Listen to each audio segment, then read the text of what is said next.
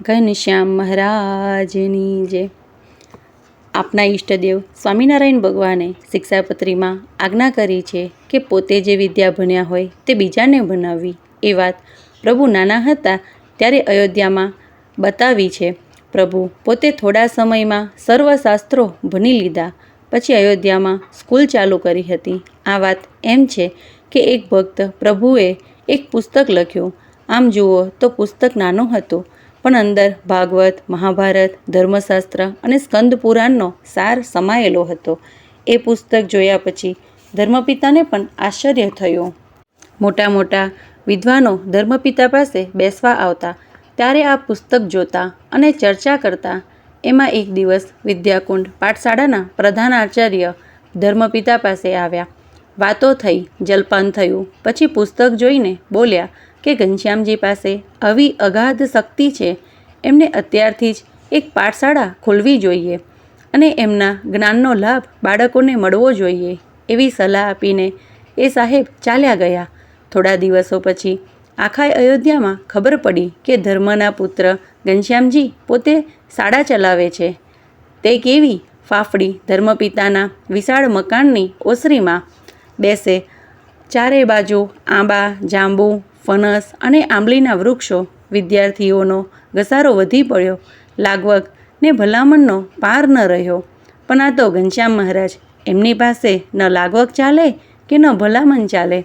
બીજી શાળાઓમાં ખાલી પડવા માંડી. વિદ્યાકુંડ પાઠશાળાના કેટલાય છોકરાઓ ઘનશ્યામ મહારાજની સ્કૂલમાં દાખલ થઈ ગયા. એમને વિદ્યાની સાથે સાથે ચારિત્રનું શિક્ષણ અપાતું. છોકરાઓ સુધરવા લાગ્યા. તોફાન, ગાડાગાડી ઓછી થઈ ગઈ. આખા અયોધ્યા શહેરમાં વાહવા થવા લાગી. શાસ્ત્રાભ્યાસની સાથે સાથે વિદ્યાર્થીઓને ધર્મના સંસ્કારો, પૂજાપાઠ વગેરે પણ પ્રભુ શીખવાડતા. અયોધ્યાના ઘણા વિદ્યાર્થીઓ ઘનશ્યામ મહારાજ પાસે ભણવા માટે આવતા. આમ અયોધ્યાની ધરતી પર ઘનશ્યામ મહારાજે સ્કૂલ પણ ચલાવી હતી. ઘનશ્યામ મહારાજ અયોધ્યામાં રહીને વિદ્યા ભણ્યા. ભણવામાં ખૂબ જ હોશિયાર હતા. થોડા સમયમાં જ તમામ વિદ્યા ભણી લીધી. એ વાત આખી અયોધ્યામાં ફેલાઈ ગઈ. તેથી અયોધ્યાના કેટલાક વિદ્યાર્થીઓ ઘનશ્યામ મહારાજ પાસે વિદ્યા ભણવા આવતા. અત્યારની ભાષામાં કહીએ તો ટ્યુશને આવતા. ઘનશ્યામ મહારાજ ફ્રીમાં ભણાવતા, કાંઈ પણ ફી લેતા નહીં. એકવાર ઘનશ્યામ મહારાજ અને એમના વિદ્યાર્થીઓ સરયુ ગંગાના રામઘાટે ગયા. ત્યાં એક કદમનું વૃક્ષ હતું. તેની નીચે બધા જ બેઠા. વિદ્યાર્થીઓ ઘનશ્યામ મહારાજને બધા સવાલો પૂછતા. પ્રભુ તેના જવાબ આપતા. આ રીતે ઘણો સમય પ્રશ્નોત્તરી ચાલી. એ પૂરું થયા પછી ઘનશ્યામ મહારાજને આજે પોતાના વિદ્યાર્થીઓને અદ્ભુત અવલૌકિક ઐશ્વર્ય બતાવવાની ઈચ્છા થઈ.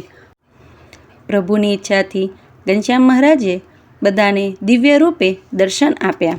આ રીતે સર્વ અવતારના અવતારી સ્વામિનારાયણ ભગવાને અયોધ્યામાં સરયુ ગંગાના રામઘાટે આવું અવલૌકિક ઐશ્વર્ય બતાવ્યું. એ વાત સર્વ વિદ્યાર્થીઓએ ભક્તિ માતાને કહી, તેમજ પોતાને ઘેર જઈને વાત કરી તો સૌને આશ્ચર્ય થયું. ધન્ય છે ઘનશ્યામ મહારાજ પાસે ભણનારા વિદ્યાર્થીઓને, ધન્ય છે એ સરયુ ગંગાના કિનારાને, અને ધન્ય છે આજે પણ ત્યાં જઈને એ પ્રસાદી રૂપ પવિત્ર ભૂમિના દર્શન કરનારને. આમ ઘનશ્યામ મહારાજે અયોધ્યાની ધરતી પર સ્કૂલ અને ટ્યુશન ચલાવીને ઘણા બાળકોને સારો એવો ઉપદેશ આપ્યો, સારા સંસ્કાર આપ્યા અને સારી શીખ આપી. બાળ સ્વરૂપ ઘનશ્યામ મહારાજની જય.